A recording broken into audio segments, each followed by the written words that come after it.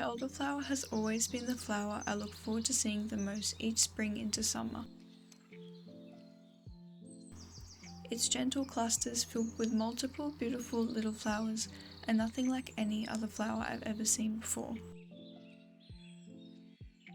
And the scented elderflower which fills the air, gently glowing in the sunshine.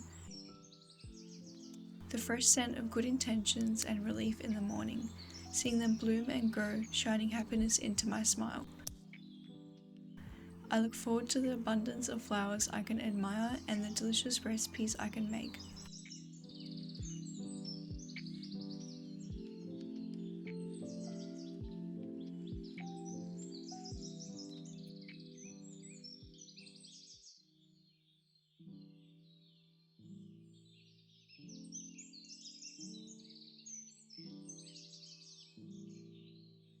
This is the elderberry bush, one of my favourite plants which I look forward to harvesting each year because of the delicious things that can be made out of its flowers. They originate from Europe as native plants which have been found flourishing in the wild and in the gardens of many elderberry lovers.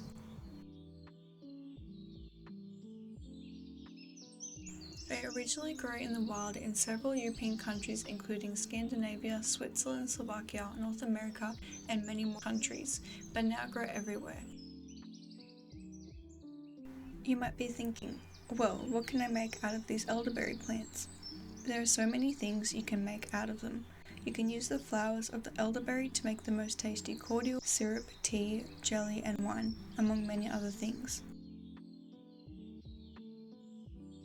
And the elderberries can be used to make tea or syrup to cure colds and flus. The elderflowers grow in clusters filled with an abundance of multiple little creamy, white-toned delicate flowers. When the elderberry plant goes from a flower state, then it will go into a state where it produces berries about 8 weeks later. The berries of the elderberry plant are small, round, and turn a purplish black when they ripen. They are easy to grow, just take a couple of cuttings from the elderberry bush and plant them into some soil. It is super easy to make cuttings from the elderberry plant. You just take some cuttings from the main plant, put them into some healthy and nutritious soil, put some manure and they will be overly grateful.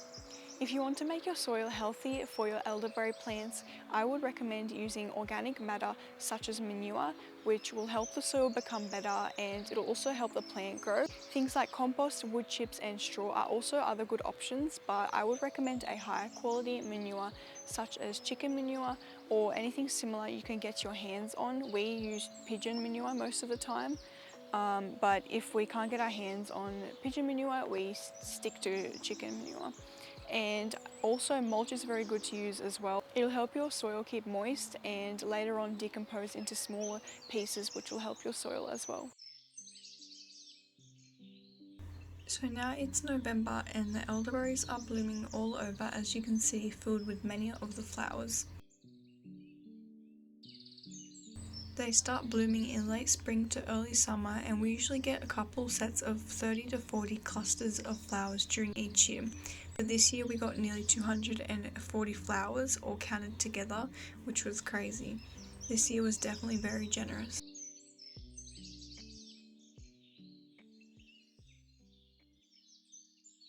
If you want to make elderflower cordial, you will need at least 30 to 40 flowers that have all freshly bloomed together at the same time, or as I call a set.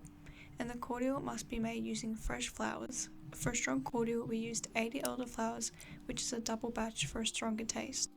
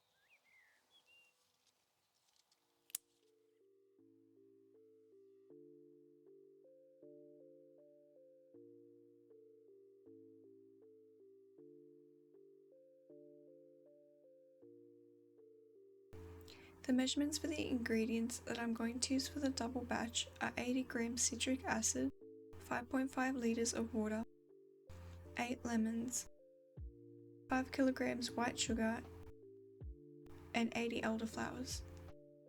Since I'll be making a double batch, my ingredients will be doubled, but if you're making one batch, just half the amount that I'm using in this recipe. And as for bottles, I have 300ml bottles for the amount of cordial that I'll be making. I'm using these specific bottles because of their caps, which can be sealed properly so that they last longer. The first thing that we want to do is heat up our panel or stove top.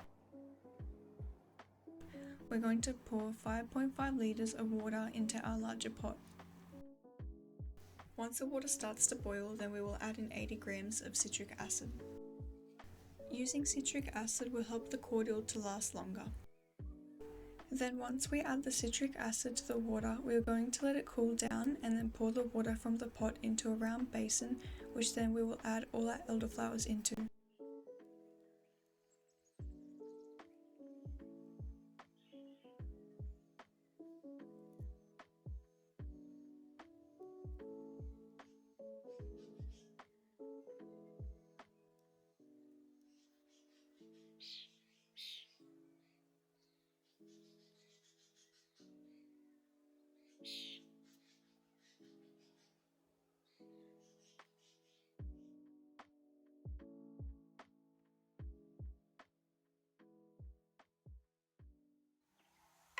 So now we're going to thinly slice 8 lemons and place them on top of the flowers.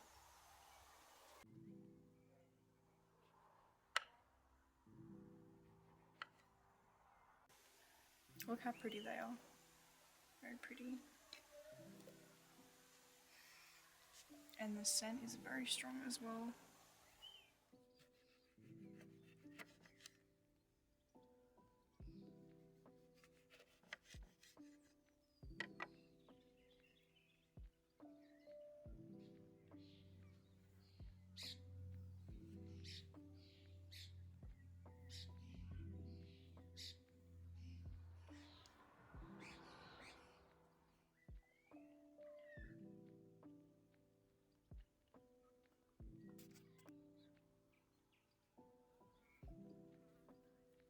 Then all we do is let the flour soak for 24 hours in this basin along with the lemons, and then tomorrow we'll continue making the cordial. So the next thing that we're going to do is we're going to grab our milk cloth or our cheesecloth, and we're going to just pop it over the pot like this and just dip it like this. And then basically all the liquid is going to be put in here, but we're going to squeeze it all out so that there's no flowers left as well, and no lemons of course. So let's go and do that. So now what we're going to do is we're going to squeeze out the excess liquid out of the elderberry flowers and pop them in the bin along with the lemons as well. So let's go ahead and squeeze them out. We're basically squeezing out all the delicious flavours and putting it back into the liquid because this is where the flavour is. I love to do this because you can really smell the nice citrusy flavours in this, along with the elderberry flowers as well. If you guys end up making some elderberry cordial, comment down below and tell me how it went and how your experience was making the elderberry cordial as well.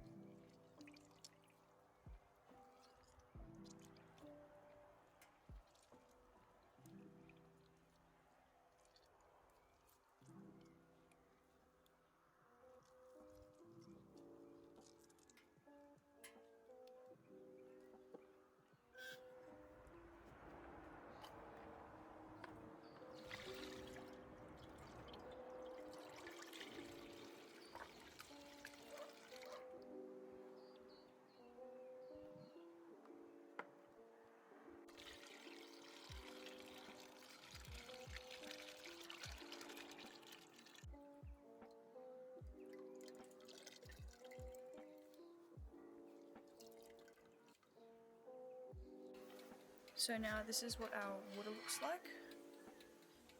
Nice and murky yellow.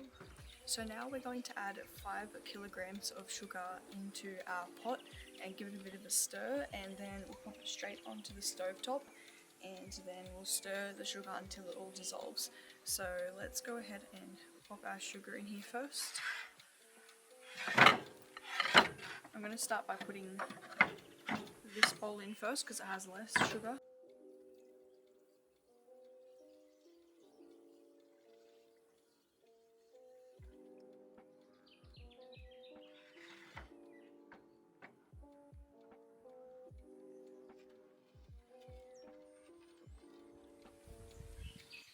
Now I'm going to pop the rest of the sugar as well.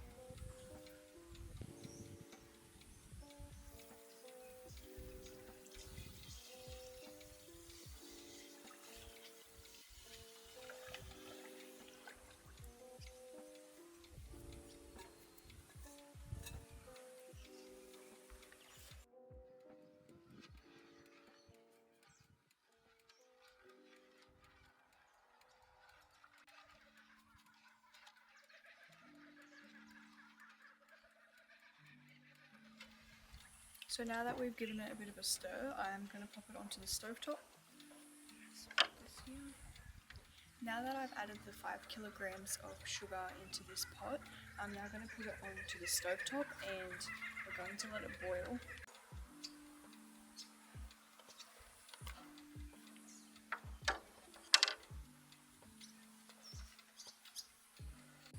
Adding sugar will help to make the cordial a more thick consistency, and it'll be much more tastier and sweet as well. We're going to stir it consistently until the sugar has dissolved. Once we see bubbles start to float up to the top, then that's when we can turn off the heat.